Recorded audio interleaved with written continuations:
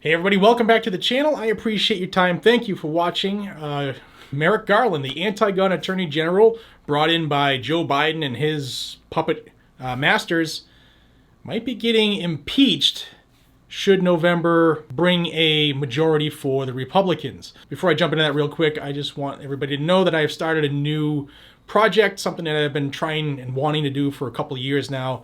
I've finally done it. It has nothing to do with guns or politics. It's called Freedom Garage. It is all about horsepower and things that go fast. I've been wanting to do this for a long time. So if you would mind, take a couple minutes, check it out. If you happen to like fast cars, maybe give it a subscribe and be part of the growing channel. It's brand new. It's 2 videos there so far. Link is in the description below in the pinned comment. Thank you. All right, let's talk about what's going on. So Merrick Garland, he still is pissed off about not being confirmed to the United States Supreme Court under Barack Obama. He was brought on to be the most anti-gun attorney general possibly in the history of the land by China Joe. And Bobo has given him a directive to empower the ATF to do everything they can to violate everything they can by administrative fiat, because they know they can't get things passed through Congress. Now, November's elections. Many pundits are predicting the red wave because America is sick and tired of inflation, high gas prices. Nobody wants to work anymore because they're so used to being paid off by the government for the last few years. And there's more. We all know it. We live here. We understand this. Well, Jim Jordan, the representative out of Ohio, is the ranking member on the House Judiciary Committee. And he is saying that should the Republicans take over the majority in November, then they will move for impeachment of Merrick Garland. And he would know because if this power shift does go to the Republicans, the majority, he would then be the head of the House Judiciary Committee. He would inherit the leadership role because he is the ranking member currently on the Republican side. He also went on the Sean Hannity show, and I'm going to show you some of the clips here, and I think there's a lot to this, and it bears watching. So let's see what he said on Hannity last night. Now, if the Attorney General Garland doesn't get his act together soon, well, he could be facing an impeachment probe when Republicans take over the House. Congressman Jim Jordan is the ranking member of the House Judiciary Committee. He could oversee those proceedings, and he joins us right now. So there's been, okay, I condemn January 6th. You condemn January 6th. Yep. I also condemn the riots in the summer of 2020. Most of the prosecutions there ended. They never happened. We've got videotaped evidence. So tell me, and now we have, in violation of 18 U.S.C. 1507, we got the intimidation and harassment regularly of Supreme Court justices. Where's Merrick Garland?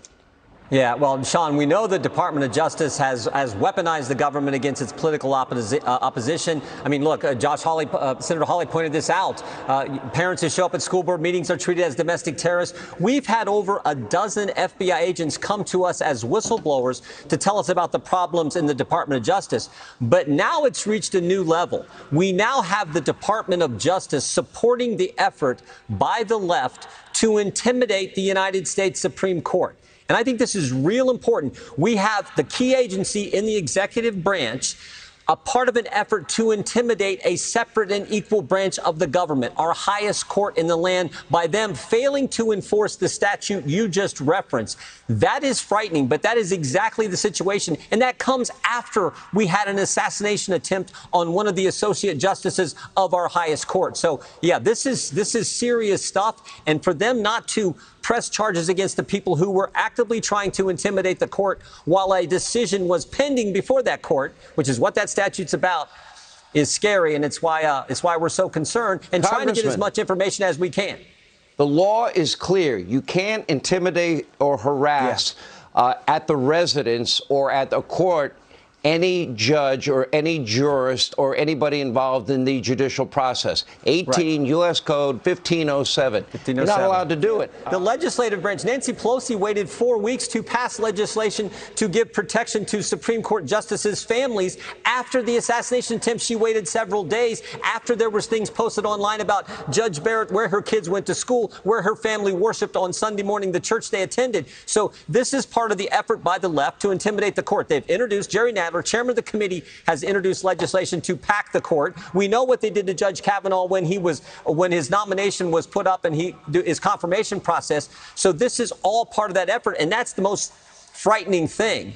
So, of course, for this to happen, a lot of things would have to take place, the elections, etc. But this bears watching, especially if you're sick and tired of the ATF and the BS that they perpetrate. Well, Merrick Garland, being the Attorney General, is the person that the ATF and the Department of Justice both answer to. So I'll keep my eyes on this, and we will follow this together. If you want to stay in the know, subscribe to the channel down below. Guns and Gadgets is where you'll find Second Amendment news, good, bad, ugly, or indifferent, several times a day, every single day. Hashtag no days off.